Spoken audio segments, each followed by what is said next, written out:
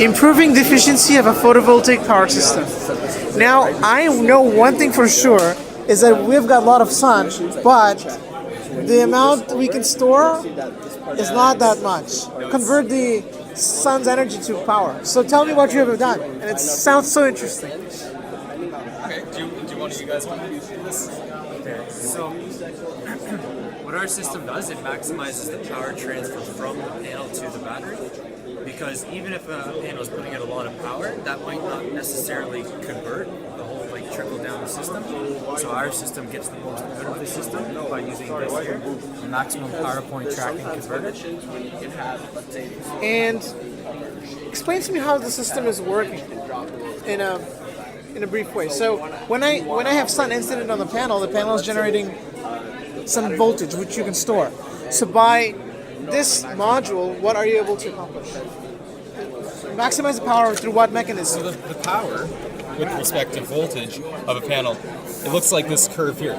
As you can see, there is one point where the power is maximized. Our goal is to operate at this point. This is the algorithm that we use to find this point and operate at it. So here's the H bridge. This is a schematic of it. So the idea is it's a DC-DC converter, and we take current in from the panel, and we can step it down or up, whatever's needed, to match the battery voltage, and in that way we can get as much current as possible into the battery. So, that's the idea. Is that the traditional approach? Because, when my parents got their house paneled with solar panels, the issue we had again was optimization of power. Yeah. So MPPT charge controllers, it's not a new thing. They do exist. Here's an example of an off-the-shelf one. This little green guy here. What makes ours different is the algorithm we're running.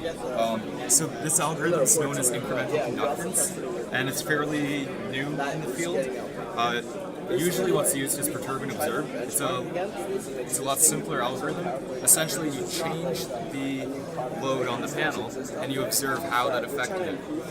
Ours is a bit different, and what we look for is the change in current over the change in voltage and how that's related to the actual current in the voltage in. So at this point, those are actually equal. So we can look at our current measurement, our previous measurements, and from that we can figure out the dV by di by dV, and then we can look at the current input current and voltage.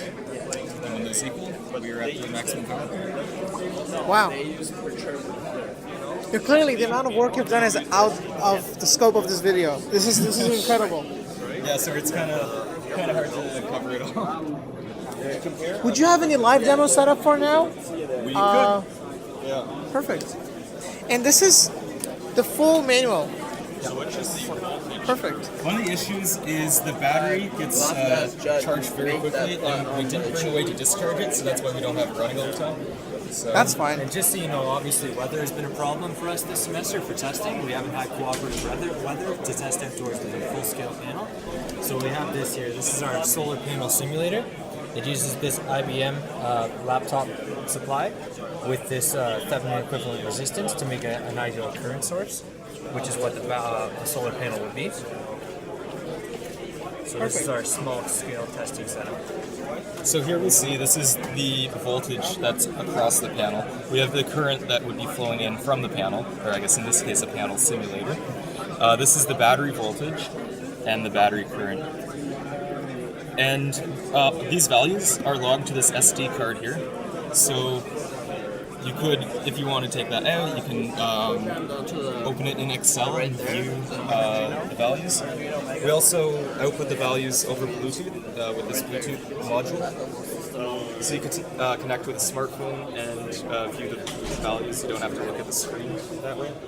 Also, it doesn't show you, values that you'd get without optimization and after optimization. Unfortunately, it won't show that.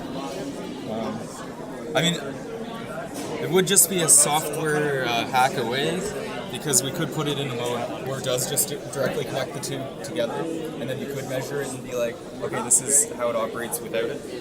We didn't implement that. And I see a lot of schematics that you have worked hard on and perfected. So tell me some of the tools you used. I know many people here have used MATLAB, Simulink. What have you used?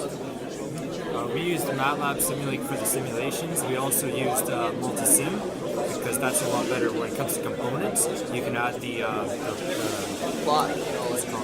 tolerances and such, so it's a much better simulation. We also Judd here used a program called EagleCAD. Yeah, so EagleCAD's great for drawing schematics and doing PCB layouts. So yeah, we had the PCB layouts done with that. Then, to do this 3D rendering, we export the PCB layout with a tool to Google SketchUp. And then in Google SketchUp, we still had to make some of the components. Some of them aren't standard. For instance, this heatsink, it's not a standard component, so we had to draw that in SketchUp. But it's a free-to-use CAD software, and it's pretty easy to use. So that's how we did all the design. Perfect. It was really clever of you to actually export it and use Google SketchUp. Yeah. Because traditionally, and what comes to my mind is, CAD software, like 3D CAD, like AutoCAD Inventor or Siemens NX. And I don't know of a tool for exporting the EagleCAD schematics to Solid Edge or SolidWorks, AutoCAD, that kind of thing. I did know of one that would export to Google SketchUp, so that's why we chose it. Perfect. Yeah. Like myself, I'm in second year in electrical engineering, and I most of the time use like Linux tools because as a student, it's much helpful to like do schematics like that. Yeah, So, there's some great tools for Linux. KiCad is KiCad. I've also used the one GEDA. You ever use Oracle? No. It's basically MATLAB, a freeware MATLAB. It's not as pretty, but it's free. True. They have tried another alternative to that. It's Python, SciPy, and those type of things, or they're called Octave. But tools are there. But awesome work. Again, I wish you the best for the judging rounds later this afternoon. And you have a beautiful setup over here. Thanks. And Well, appreciate you coming out and checking it out. awesome. Thank you. Take care.